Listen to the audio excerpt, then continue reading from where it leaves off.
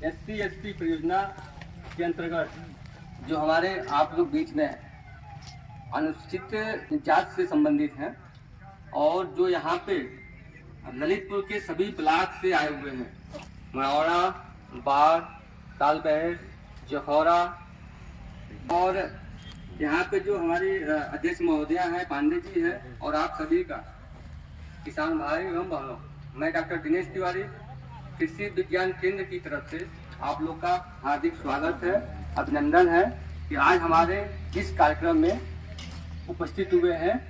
मूंग की बीज से संबंधित जो भी क्रियाकलाप होगा या जो आपको हम प्रदर्शन के तौर पे देंगे, तो आप लोग का बहुत बहुत धन्यवाद।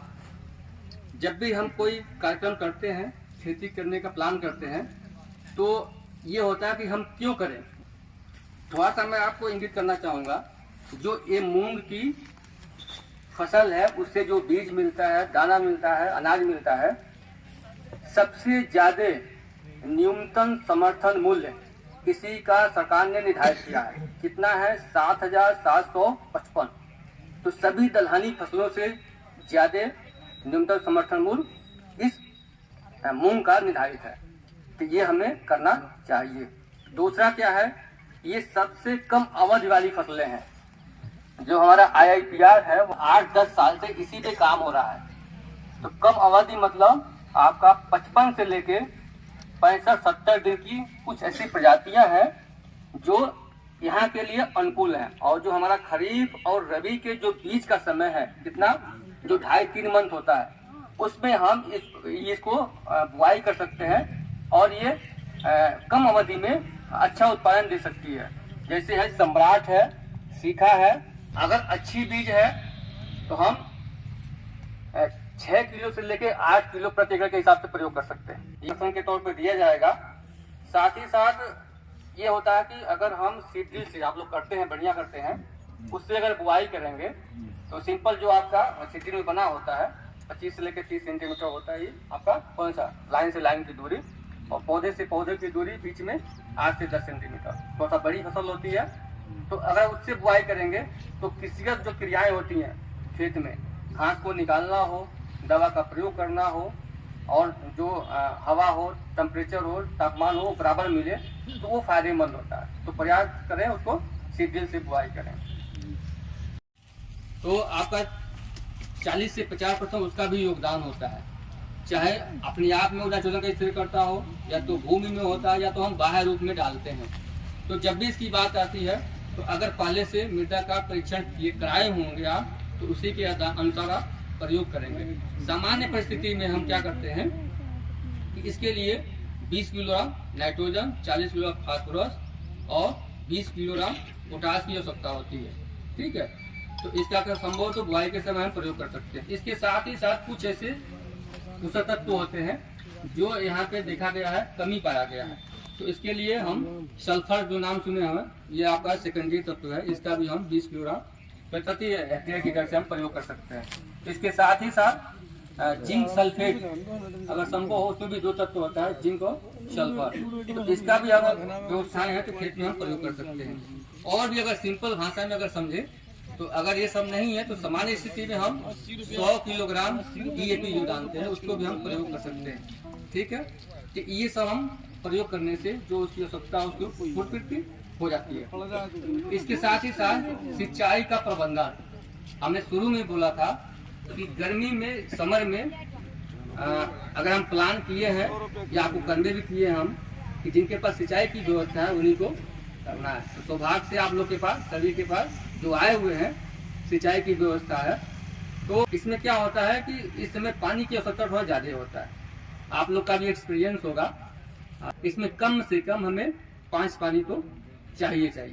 ठीक है, लेकिन वो जो पानी आप प्रोवाइड करेंगे, जो उत्पादन मिलता है, उत्पादन अगर हम कंपेयर करेंगे खरीफ की फसल से, ठीक ना, तो ये उत्पादन जो हमने शुरू में बोला था कितना, 12 से लेकर हम 17 क्विंटल प्रति हेक्टेयर यानी 2.5 एकड़ में प्राप्त कर सकते हैं। और जो मूल्य इसका हमने शुरू में बताया था कितना, 7755 रुपए।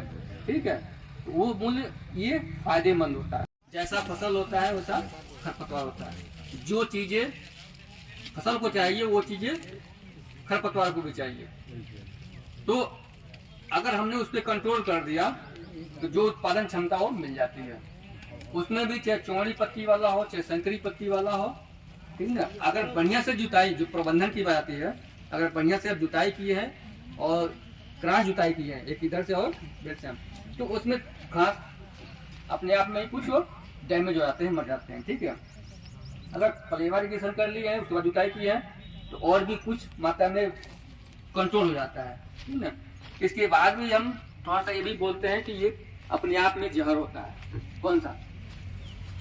खरपतवार नाशी। तो पहले जहां तक संभव हो हम इसलिए बोलते हैं कि बस 1-1 एकड़ में नए किसानों को लगाएं।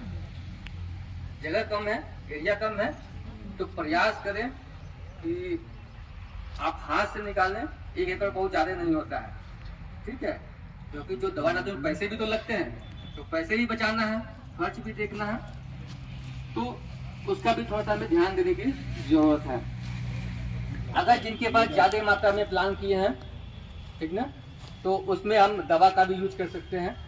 और दवा का जैसे यहाँ तो पेंडिमेथ्रिन का नाम सुने हैं, वो खेत में डालने के पहले उचित नमी होनी चाहिए। वो जो हमने प्रोसीजर बताया बुआई के पहले, तो ये बुआई के बाद और 3 दिन के अंदर वो डालते हैं खेत में, ठीक है, उचित नमी पे।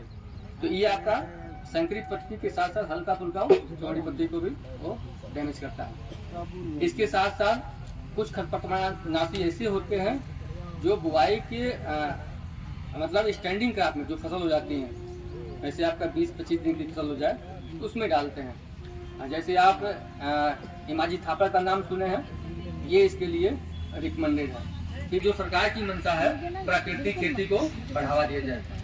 तो इसमें एक तो बीजामृत बीज शोधन के लिए जो कीड़े बीमारियों से सुरक्षा मिलता है, जमाव अच्छा होता है। दूसरा है जीवामृत और घन जीवामृत, ये पोषक तत्वों के प्रबंधन के लिए प्रयोग किया जाता है।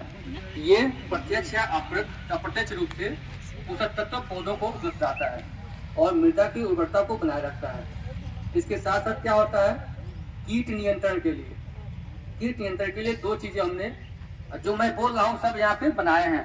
और आपके पहले कम से कम कृषि विभाग के लोग आए थे, 1500 लोगों को प्रशिक्षण दिया जा चुका है यहाँ पे। और हमने स्वयं सिर्फ 40 लोगों का प्रशिक्षण दे चुके हैं। इसके साथ साथ बड़े लेवल पे 3 प्रशिक्षण दिया जा चुका है। ये बहुत बड़े लेवल पे काम कर रहे हैं। तो कीट नियंत्रण के लिए एक 10 पर्णी अर्क है और एक निमास्त्र है, ठीक है। ये बहुत ही सस्ता, आप इसका प्रयोग कर सकते हैं।